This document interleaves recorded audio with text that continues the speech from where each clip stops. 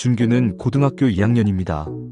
마음은 공부를 해야 한다고 생각하되 몸이 안 움직이고 생각만 하다가 시간을 허비해 버리고 맙니다. 어떻게 해야 할까요? 이는 많은 학생들의 고민이기도 합니다. 준규는 지금 공부를 해야 하는 이유도 알고 있고 해야 한다는 생각도 하고 있습니다. 다만 그것이 행동으로 이어지지 않는, 즉 실행 능력이 없는 점이 문제입니다. 바로 자기 조절 능력이 부족하기 때문입니다. 스스로 공부하는 자기 주도적 학습에서 학생들의 자기 조절 능력은 절대적으로 필요합니다. 특히 충동적 행동을 억제하기 위해서도 자기 조절 학습 방법은 절대적으로 필요합니다.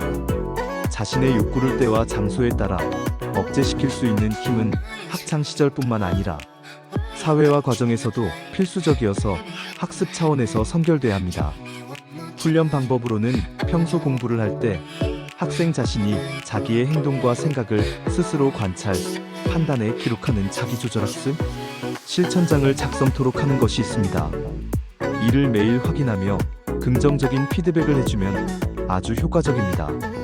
첫째는 학습 목표와 계획 세우기입니다.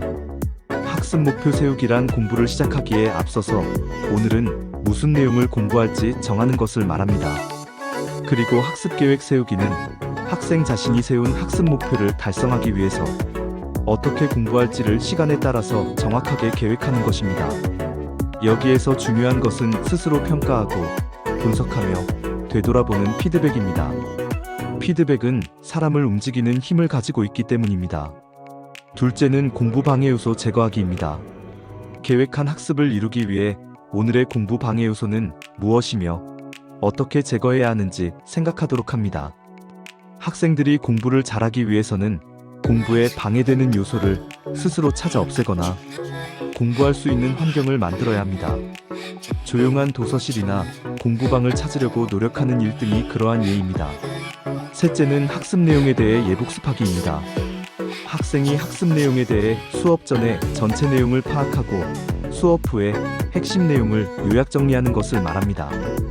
넷째는 자기 스스로 평가하기로 오늘 학생 자신이 얼마나 알았는지 또 학습이 향상되거나 학습 목표를 이뤘는지를 스스로 평가해보는 것을 말합니다.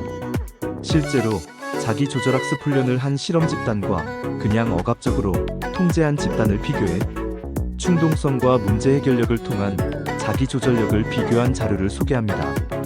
먼저 실험 집단의 충동성은 사전검사에서 31.76, 사후검사에서 26.569로 평균차가 5.2로 나왔습니다. 반면에 통제 집단의 충동성에 대한 사전검사는 31.06, 사후검사는 29.21로 평균차가 1.85인 것으로 나타났습니다.